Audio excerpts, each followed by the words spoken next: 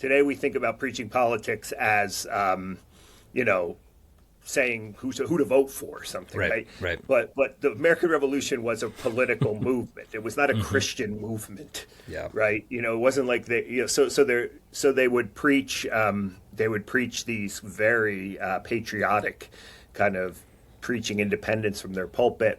There's this famous story, there's no evidence to suggest, other than some 19th century storytellers, of a pastor, I think in Virginia, named Frederick Muhlenberg, who preached a sermon on patriotism and then ripped off his black clerical gown, and underneath was a military uniform, and then he led a militia into battle, right? I mean, that's a story. It could have happened, but it's just the only evidence we have of that story comes from a relative of his who wrote a book in, you know, the 1830s and 40s to praise. So this Black Robe Regiment, for example, has become, you have, if I can name names, you have people Sure. like the megachurch pastor in California, Jack Hibbs, who has really run with this story.